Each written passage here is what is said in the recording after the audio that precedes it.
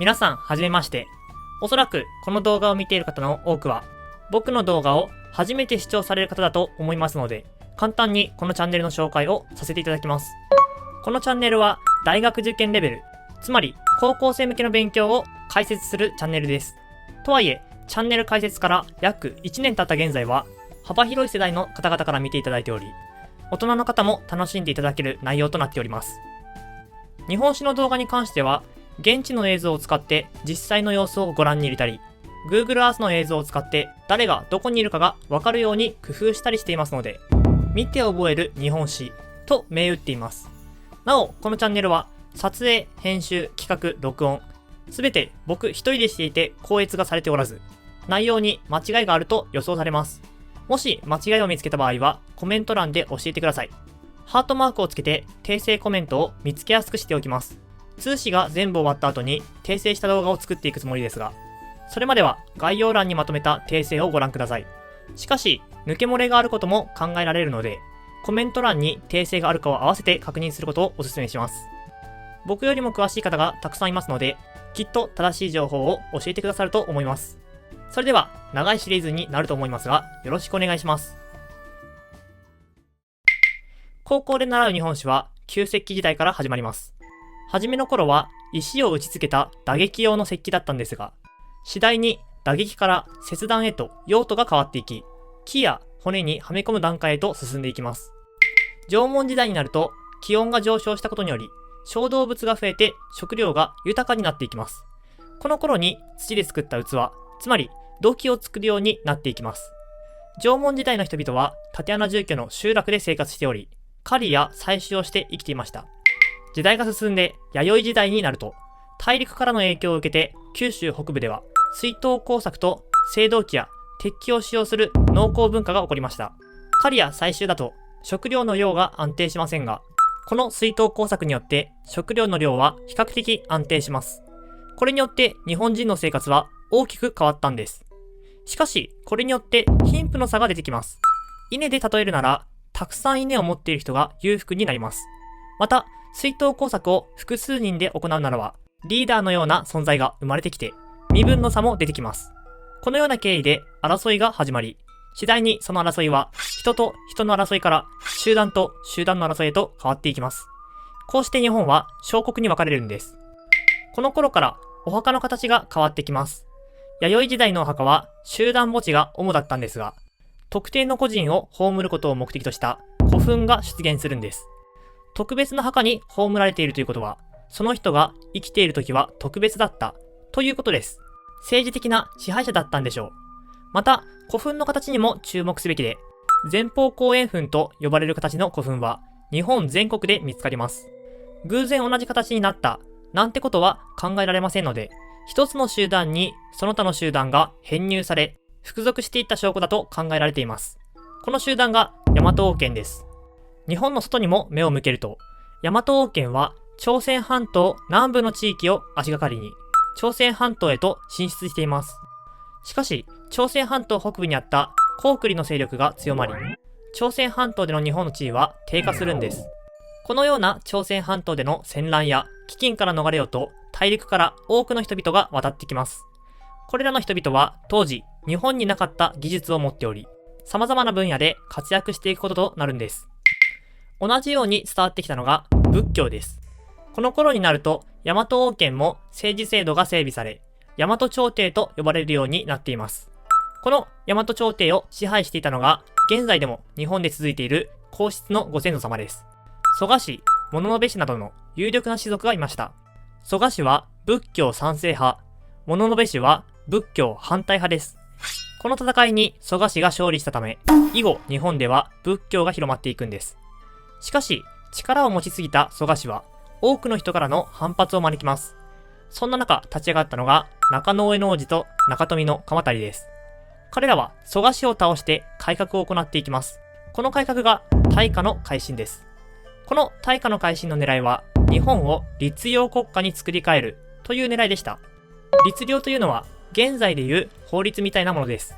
国を運営していくために、こんな役職を作りますとか、こんなことをしてはいけませんよとかの決まり事を決めたということですね。こうして日本は律令という決まり事をもとに、天皇が国を治めるようになっていきます。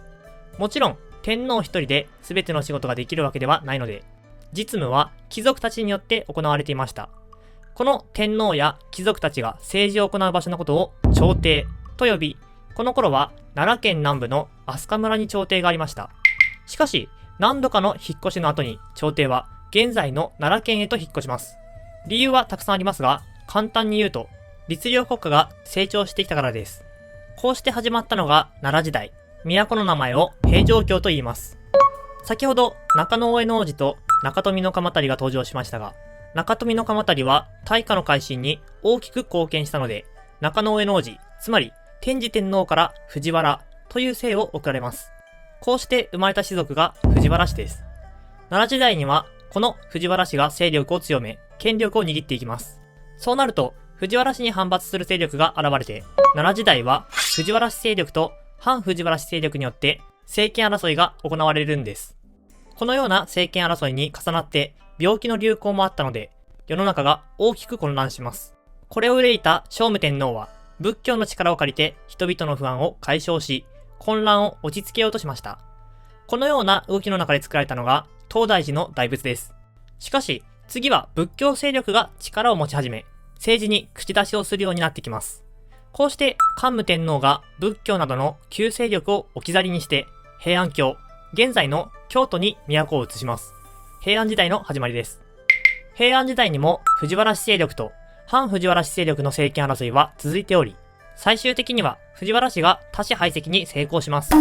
しかし、藤原氏の中でも権力争いは起こっており、この中で勝ち残ったのが藤原北家でした。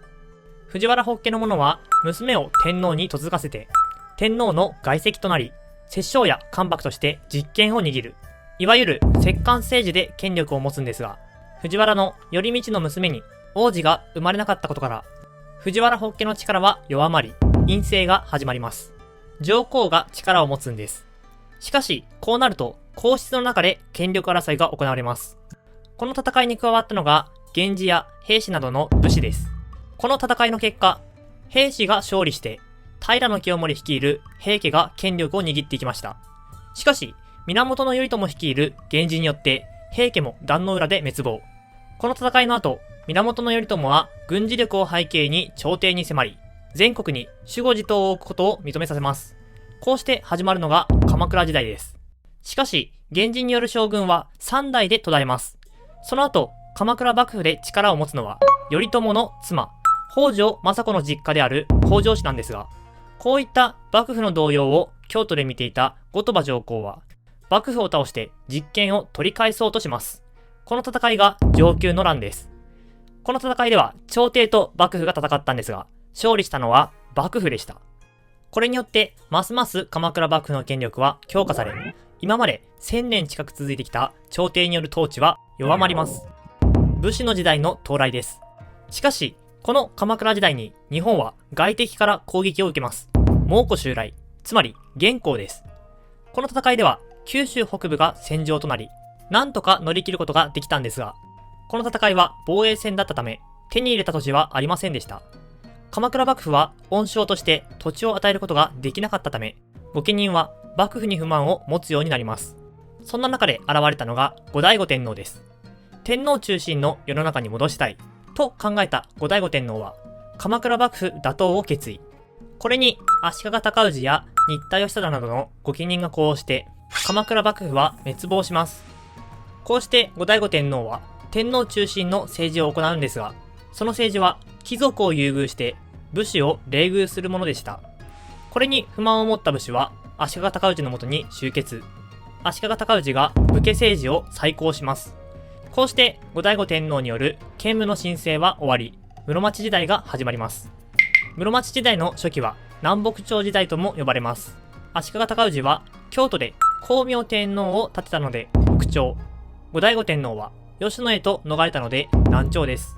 しかし、北朝の中では、尊氏の執事である河野諸直と、尊氏の弟である足利忠義が対立し、官能の上乱と呼ばれる争いに発展します。こういった争いの中で次第に力をつけていったのが、国ごとに置かれていた守護です。守護大名の登場ですね。結局、南北朝の動乱は高氏の孫である足利義満の頃に南北朝の合体によって終わるんですが、室町幕府は守護大名のバランスの上に成り立っていました。この守護大名が勢力争いの末、細川勝元と山名宗全の二大勢力へと分かれていきます。この二つの勢力が八代将軍足利義政の後継者争いや、その他の大名の後継者争いで二つに分かれて争ったのが応仁の乱です。応仁の乱の後、下位の者が上位の者に実力で打ち勝つ下克上の風潮が全国へと広がります。このような風潮の中で台頭してきたのが北条早雲、上杉謙信などの戦国大名です。もちろん上位の者が下位の者を抑えて戦国大名になることもあり、武田信玄や今川義元、島津隆久などは守護大名出身です。こうして日本各地で戦国大名が戦う戦国時代が始まります。戦国時代は室町時代末期のことで、キリスト教が日本に伝わってきたのはこの頃です。織田信長は足利義昭を将軍に擁立し、間接的な天下統一を進めるんですが、後に足利義昭も追放し、直接的な天下統一を進めていきます。しかし、天下統一を目前にして、織田信長は本能寺の変で自害。当時、中国地方を攻めていた豊臣秀吉は、即座に戦いを講和で終わらせて、京都へと軍を引き返します。中国大返しです。その後、秀吉は光秀を討ち取って、京都の支配権を掌握するんですが、織田家の後継者問題で、織田家家臣団のリーダー、柴田勝家と対立。賤ヶ岳の戦いで秀吉が勝利し、秀吉は大阪城を築城します。その後、秀吉は四国と九州を配下に収め、関東と東北も服従させて全国統一を成し遂げました。徳川家康はこの関東を攻めた時に秀吉を手伝ったことで、秀吉から江戸の地を与えられるんです。秀吉の死後、家康が勢力を強めていくんですが、秀吉に多大な恩がある石田三成と対立。こうして起こったのが関ヶ原の戦いです。この戦いに家康が勝利し、征夷大将軍に任じられたことで、江戸幕府が開かれます。こうして江戸時代が始まったんですが、やはり豊臣秀吉の息子、豊臣秀頼が気がかりです。放っておいたら大変なことになる、と感じた家康は、豊臣氏を攻め滅ぼします。これが大阪冬の陣、夏の陣です。安土桃山時代に伝わってきたキリスト教は、この頃幕府によって禁止されます。その後、重い税やキリスト教の弾圧によって苦しんだ人々が一揆を起こします。島原の乱です。この乱の後、江戸幕府はキリスト教の取り締まりをさらに強化。こうして日本は鎖国へと向かっていくんです。この島原の乱以後、江戸時代には大きな戦いはなく、平和な時代が続いていきます。なので、江戸時代には新しい産業や学問など、文化面での成長がたくさんありました。しかし、ある出来事によって大きく情勢は変わります。ペリーの黒船来航です。この出来事を発端として、徐々に政治思想が、尊王攘夷派、公武合体派、砂漠、開国派などに分かれていきます。幕府の大老、井伊直弼は、幕府に対立した大名、公家、尊王攘夷派の志士を安政の大国で弾圧。これに対抗して水戸浪士などが桜田門外の変で井伊直弼を暗殺します。こうして尊王攘夷派の勢いが増していくんです。この尊王攘夷運動を引っ張っていたのが長州藩です。しかし長州藩は8月18日の政変で薩摩藩によって京都から締め出されてしまいます。しかし長州藩は諦めず、京都の主導権奪還のため京都に攻め込む。金門の変を起こすんですが失敗。さらに下関戦争の敗退も影響して長州藩はボロボロになってしまいます。このタイミングで薩長同盟が結ばれるんです。その後再び幕府は長州藩を攻撃しますが、幕府の敗退。各地で敗れた幕府は停戦しました。こうして15代将軍徳川慶喜は大政奉還を行い、江戸幕府はついに倒れるんです。